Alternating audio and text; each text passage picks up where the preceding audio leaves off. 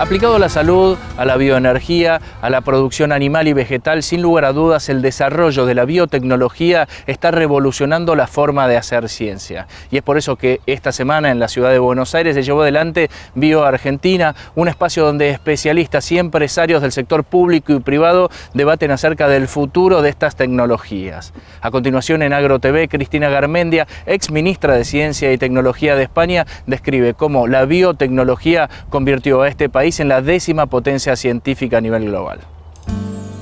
Los últimos años España se ha entreverado entre las primeras 10 potencias científicas del mundo.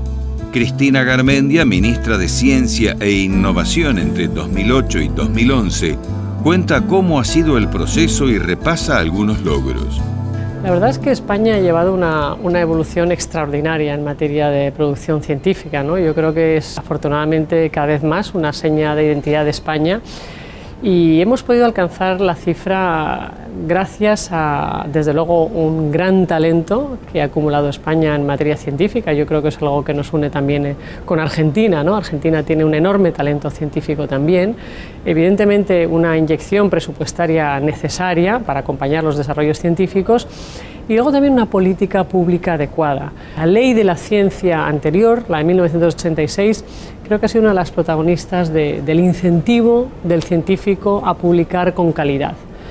Y los resultados están ahí. En este momento éramos los 9º, nos acaba de pasar la India. Ojo a la emergencia de Asia, tendremos que estar todos muy atentos. China acaba de pasar a la Unión Europea como inversor en I+D. Es un fenómeno al que tenemos que estar atentos y si queremos realmente estar en las posiciones de cabecera, tenemos que ir mucho más rápido y tenemos que colaborar con el resto de países donde naturalmente se dan estas colaboraciones, como por ejemplo con Argentina. Garmendia explica por qué en Europa se ha desarrollado la biotecnología en muchos rubros, pero sigue habiendo un abismo en la adopción de cultivos genéticamente modificados. Bueno, los grandes retos que ha establecido Europa son el envejecimiento de la población. Europa en general y España en particular tiene uno de los retos más importantes, es la dinámica de envejecimiento de su población, con 2 características: vivimos cada vez más y cada vez tenemos menos nacimientos y por lo tanto, si nada cambia, la perspectiva es en que en 2050 viviremos un 20% de nuestra vida enfermos y por lo tanto el reto de sostener la inversión necesaria para los sistemas nacionales de salud es un reto que tenemos que estar muy atentos, donde la biotecnología es parte de la solución. Otro gran reto es la energía, la dependencia energética que tiene Europa, todos los países europeos, de importar energía y por lo tanto la emergencia de las energías renovables, donde en Europa tenemos sol, viento, tenemos que lógicamente ser capaces de desarrollar tecnologías de energías renovables que nos hagan ser menos dependientes. Otro gran reto es la gestión inteligente de las ciudades. En España me imagino que aquí ocurrirá lo mismo. La población rural cada vez va emigrando más a las ciudades y por lo tanto la gestión de las ciudades de una manera distinta es uno de los retos y una de las oportunidades. Todos estos retos esconden enormes oportunidades para configurar nuevos liderazgos de los territorios, ¿no? Y luego el cambio climático. Y realmente lo vemos cada día. Yo vengo del otoño español en un momento donde en pleno otoño estamos a 30 grados con personas en las playas. Y me desplazo a la primavera argentina, acabo de llegar esta semana pasada, con grandes lluvias y un frío tremendo. Y vemos inundaciones y desertizaciones. Y algo está pasando. El cambio climático no es una tendencia que tenemos que estar muy atentos y por lo tanto todo lo que significa eficiencia energética, disminución de emisiones y emergencia de energías renovables para combatir el cambio climático es también una tendencia que tenemos que abordar con soluciones tecnológicas. ¿Y cuál es la solución por parte del sector que se puede generar para producir bioenergía a partir de desechos? El tratamiento de los residuos forestales es una de las claves, ¿no? En España intentamos avanzar en esto, primero porque a la hora de tratar todos los residuos genera empleo, es intensivo en empleo, a la hora de recolectar todos los residuos necesitamos limpiar nuestros bosques y es una manera de aportar también al mix energético una vía que es muy poco, que es prácticamente no contaminante, ¿no? Y además es susceptible de grandes mejoras, porque evidentemente hoy se hace con residuos, pero todo lo que son biocombustibles procedentes de materia vegetal, la capacidad de mejora a través de técnicas genéticas es muy grande. Garmendia analiza los desafíos que tiene el mundo en materia de biotecnología.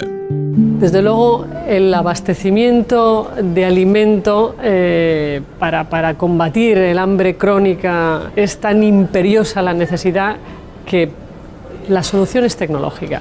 La tecnología está disponible y los cultivos transgénicos tienen parte de la solución, son parte de la solución. Tenemos que ser capaces no solamente de cultivar donde ya estamos cultivando, sino llevar esos cultivos también a los países donde los necesitan, más cerca. Y tenemos que avanzar con pedagogía a las sociedades que necesitan utilizar esos cultivos, sobre todo en África, ¿no?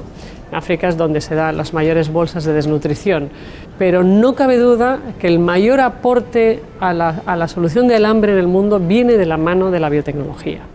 Y no podemos vivir de espaldas a esta circunstancia. Tenemos que comprometer, y comprometer no es ser conscientes del dato y ser conscientes de cómo empeora el dato cada año, que es dramático. Tenemos que pasar a la acción. Y además, si no es por justicia social, que espero que también, aunque sea por egoísmo, necesitamos que África emerja, necesitamos nuevos mercados. En Europa estamos con unos mercados con una demografía decreciente o muy constreñida y con un mercado limitado, y por lo tanto parte de nuestra industria necesita formar parte de ese crecimiento de otros bloques. ¿Cómo va a crecer África si tiene una gran población desnutrida? Tenemos que empezar por nutrir la población y avanzar en educación. La obligación de los países es informar a sus ciudadanos para que puedan tomar decisiones. Dicho esto, yo en España sí veo una cierta instalación en cultivos transgénicos. Vamos a ver, no nos gusta que crezca el cultivo. Es verdad que en algunos cultivos están creciendo, por ejemplo, si no recuerdo mal, el cultivo de maíz transgénico en la superficie cultivada ha crecido un 18% en el último año. Desde luego, lo que no observo a nivel de calle es ninguna resistencia al consumo. Para empezar, en los supermercados no es habitual encontrar una parte donde se lleven los que no son transgénicos, sino, por lo tanto, el consumidor no distingue lo que es y lo que no, y no tiene ninguna resistencia al consumo, creo que es un poco el sentir general. La exministra de Ciencia e Innovación española describe la visión que tienen sobre el desarrollo biotecnológico. Un país sin investigación es un país sin desarrollo. Y por lo tanto no podemos poner en riesgo los fundamentos de la investigación. Hay que invertir en investigación. No hay duda, los grandes países desarrollados son grandes porque ocupan grandes volúmenes de inversión en investigación y desarrollo. No es que como son grandes invierten, son grandes porque invierten. Esa es la secuencia. Argentina tiene dos grandes ejes muy singulares. En primer lugar, que creo que es el más importante, es que tiene un gran talento. El argentino es talentoso, es creativo. Es un ciudadano con talento en general. Y luego tiene unos recursos naturales que es un privilegio. Y por lo tanto, recursos naturales y talento, realmente tiene que ser un gran jugador en la escena de la biotecnología, ¿no? Al igual que Brasil, hay otros países que también. Pero Argentina, sin ninguna duda. El problema es que para que ese talento llegue a impactar en la evolución de una sociedad, en el crecimiento económico, tiene que funcionar dentro de un ecosistema eficiente. Y eso es como una gran casa. Una gran casa no se te puede olvidar una columna porque es que se te cae la casa. Da igual que esté todo lo demás, y esto es igual. Y hay un aspecto que es fundamental para que funcione, y es el entorno financiero.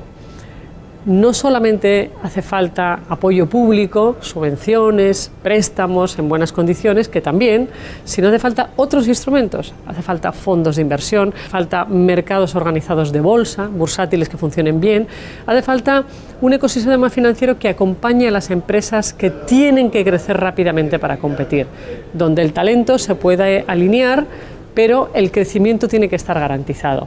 Y esto ha sido una gran debilidad que hemos tenido en Europa en general, donde emergen muchas compañías y cuando empiezan a dar lo mejor de sí mismas se tienen que deslocalizar o cerrar por falta de financiación. Y yo espero que esto en la región se tenga muy en cuenta, ahora que hay una gran potencia que emerge, se tenga en cuenta en configurar todos esos elementos que son claves.